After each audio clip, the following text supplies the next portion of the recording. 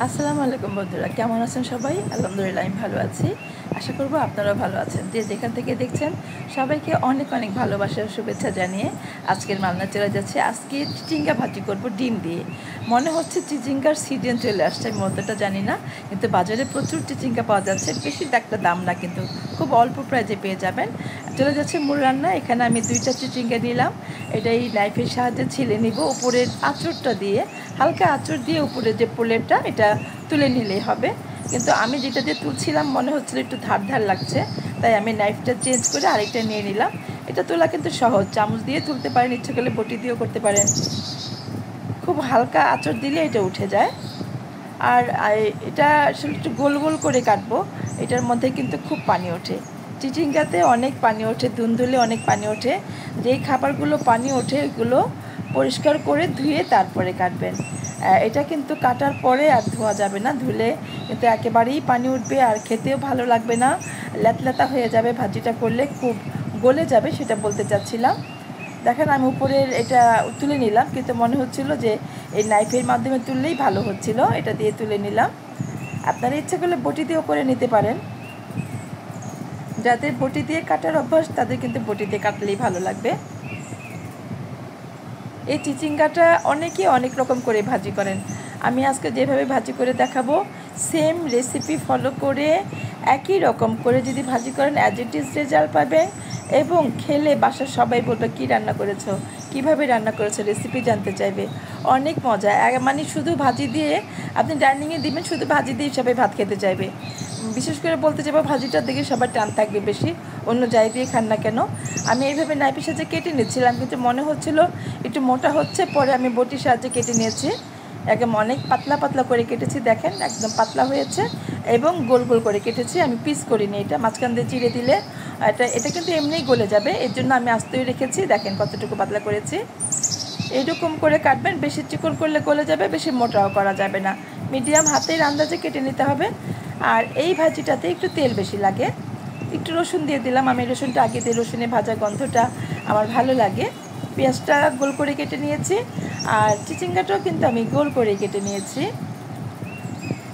দুইটা শেপই যেন একই রকম থাকে, সেজন্য আমি দুইটাই গোল করে কেটে নিয়েছি। একটু গোল্ডেন হালকা একটু কালার আসার পরে আমি এটাতে ডিম দিয়ে দিব। আমি ডিম দিয়ে আজকে এটা করব। ডিম দিয়ে নর্মালি করে খেতে পারবেন ভালো। চিচিঙ্গা ভাজি কিন্তু যেভাবেই খান সেভাবেই ভালো লাগে, চিংড়ি মাছ দিয়ে ভালো লাগে, মাছ দিয়ে ভালো লাগে, ডিম দিয়ে ভালো লাগে। এক একটার এক এক রকম স্বাদ চেঞ্জ হয়ে যায়, আপনার যেভাবে ভালো লাগে সবভাবে করে খেতে পারেন। আমার ডিম দিয়ে খুব পছন্দ, চিংড়ি দিয়েও পছন্দ। আমার কালার, পেঁয়াজের কালারটা একটু দেখেন, একটু কালার আসছে। এই পর্যায়ে আমি একটা তেজপাতার টুকরো করে দিয়ে দিলাম, আর একটু পাঁচফোড়ন দেবো অল্প করে, হাফ চামচের মতো। এটার একটা সুগন্ধ আছে, খুব ভালো লাগে। আমি এই বর্ষাকালে ভাজি করলে কিন্তু একটু পাঁচফোড়ন দিই। 3টা ডিম দিয়ে দিলাম। ডিমটাকে আমি ইচ্ছে করলে আগে স্প্রিঙ্কেল করে ভেজে রেখে দিতে পারতাম, আবার এইভাবেও দিতে পারেন, আবার ইচ্ছে করলে ভাজার পরেও দিতে পারেন। তবে এইভাবে দিলে ভালো হয়। কেন বললাম, পেঁয়াজটা মিডিয়াম আঁচে জাল করা ছিল, ভাজা ছিল, ডিমটাও মিডিয়াম ভাজা হয়ে গেল। এটার সাথে যে চিচিঙ্গাটা দিব, এটা খুব সুন্দর ভাজা হবে আর সুন্দর একটা স্মেল বেরোবে, খুব ভালো লাগবে। আমি যেভাবে করলাম সেভাবে করে খেয়ে দেখেন, তারপরে আমাকে কমেন্ট করে ছোট করে বলবেন যে আমার রান্নার রেসিপিটা ঠিক ছিল কিনা। অনেক ভালো হবে এইভাবে করে খেয়ে, তারপরে আমাকে বলবেন। খুব ভালো লেগেছিল। অল্প করে কালার যেন বেশি না হয়ে যায়, অল্প করে দিলাম আমি একটু হলুদ গুঁড়ো, একটু ধনে গুঁড়ো দিব, একটু মরিচ গুঁড়ো দেবো, অল্প অল্প করে। কোনো মশলা আমি এটার মধ্যে, বিশেষ করে আমি বেশি খাই না। যদি আপনারা মনে করেন বেশি মশলা দিবেন, কেউ বেশি খেতে পছন্দ করে, সেক্ষেত্রে বাড়িয়ে কমে দিতে পারেন। আমি হালকা কালার আসার জন্য একটু একটু করে, হাফ চামচ করে ধনে গুঁড়ো, শুকনো মরিচ গুঁড়ো এবং কি বলে হলুদ গুঁড়ো একটু একটু করে দিয়েছি, যেন সুন্দর একটা কালার আসে। এই গোল গোল করে ভাজলে কিন্তু আমার ভালো লাগে। অনেককে দেখি আমি মাঝখান থেকে কেটে ফেলেন, কিন্তু আমার এই গোল ভাজিটাই ভালো লাগে। আমার যেভাবে পছন্দ আমি সেভাবেই খেলাম, আপনাদের যেভাবে পছন্দ সেভাবেই কাটবেন। কাটাটা কিন্তু ফ্যাক্ট না, আপনার নিজের রুচি অনুযায়ী কাটবেন। একটু বেশি থাকা যাবে না, আমি 2বার ঢেকে দিব। বেশি থাকলে এটা গলে যাবে, ভালো লাগবে না। একটু হালকা 50-60% বয়েল হবে, ঠিক সেই পর্যন্ত আমি 2বার একটু ঢেকে ঢেকে দেবো। তারপর আমি এটা খোলা আছেই রান্না করবো, ভেজে নেব। ডিমটাকে একটু জমাট বেঁধে থাকলে এটাকে আমার ছাড়িয়ে দিতে হবে। এই ভাজিটা ডিম দিয়ে অনেক মজা, আপনারা অনেকেই খান জানি, কিন্তু একটু একটু ডিফারেন্ট ওয়েতে চেঞ্জ করে ভাজলে ভালো লাগে। এখানে 2টা টমেটো চিকন করে কেটে, একেবারেই চিকন করে কেটে দিয়েছি, যাতে এটার সাথে মিশে যাবে এবং একটু কালারফুল হবে, দেখতে ভালো লাগে। কিন্তু একেবারে সাদামাটা ভাজি দেখতে ভালো লাগে না, টমেটো দিলে কিন্তু এর স্বাদ একটু অন্যরকম চেঞ্জ হয়ে যায়। করে খেয়ে দেখবেন কেমন লাগে, টমেটো দিয়ে খুব ভালো লাগে। দেখেন কালারটা কিন্তু অলরেডি চেঞ্জ হয়ে আসছে, কিন্তু আমি চেষ্টা করছি একটু সবুজ সবুজ থাকবে এইরকম রাখার জন্য। বন্ধুরা, আমার ভিডিওটা যদি ভালো লাগে প্লিজ আমাকে একটু সাবস্ক্রাইব করে দিবেন, পাশে থাকা বেল আইকনটি প্রেস করে দিবেন, যাতে যখনই নতুন ভিডিওগুলো আপলোড করব সেই নোটিফিকেশনটা সবার আগে আপনার কাছে পৌঁছে যায়। আমি কিন্তু এর মাছ একটা রান্না করতে আমাদের 40 মিনিট 1 ঘন্টা সময় লাগে, একটা ভাজি করতে কমপক্ষে 40 মিনিট 45 মিনিট সময় লাগে। সেই ভিডিওটা 7 থেকে 8 মিনিটের মধ্যে নিয়ে আসি, আমরা স্কিপ করে করে দিই। আর রান্নাটা কিন্তু আমি আরও কয়েকবার ঢেকে ঢেকে আমি ভেজে দিয়েছি, এপাশ ওপাশ করে উল্টে দিয়েছি।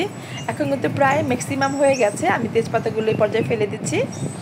তেজপাতাগুলো ফেলে দিতে হয়, তা নাহলে বাচ্চারা ডিমান্ড করে এটা কেন আছে। ওরা তো আসলে বুঝতে চায় না, ওরা খাবারের সময় ময়লা ফেলতেও চায় না, এইভাবে ফেলে দিই। কখনো সার্ভ করার সময় প্লেটে পড়লে ফেলে দিই।